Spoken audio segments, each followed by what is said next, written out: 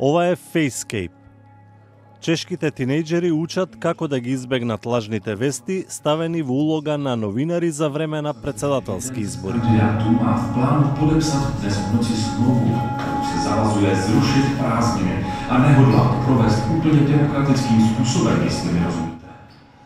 Тимовите треба да откријат кој кандидат е недостоен.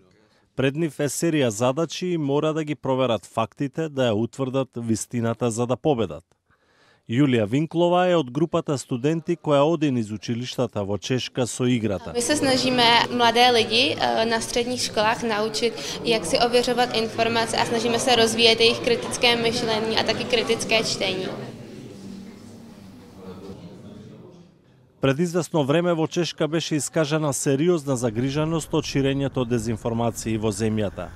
На 3 декември безбедносните служби со годишниот извештај предупредија дека про-Кремљ сајтови шират лаги и дезинформации за да ја подкопаат демократијата.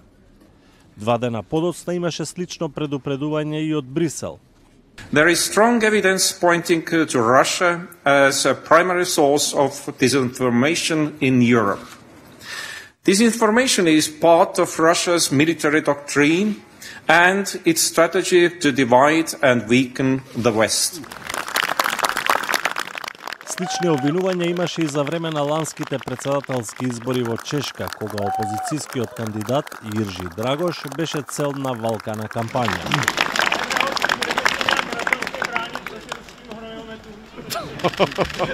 Tak obrana proti hnojometům je těžká, to víme. Já spolehám na zdravý rozum, aspoň u části voličů, že nevěří tomu, že Drahoš byl estébák, pedofil, svobodný zednář. No, tak. Драгош загуби на изборите, но не е јасно во колкава мера му наштети валканата пропаганда. Во Facescape играта се представени фиктивни кандидати за председател за избори во 2028 година. Еден од креаторите е Милош Грегор од Masarykovиот универзитет во Brno. Když jsme se na to dělali různé ankety v minulosti, tak spousta žáků se buď to nezajímá o to, odkud čerpá informace, jaký je zdroj, neověřuje si je a vlastně vůbec nepřemýšlí nad kvalitou těch informací. Се враќаме на играта. Го имаме победникот.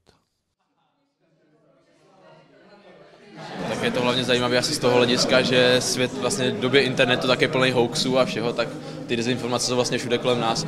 Hra byla velice zajímavá a super, museli si s tím dát hromadu práce a nás to bavilo. До сега над 2000 средношколци беа вклучени. Тимот на Facescape планира играта да ја расшири и кај постарата популација, а работи и на англиска верзија. Децата живеат во ера на дезинформации, но постои надеж дека сега подобро знаат како да се справат со нив.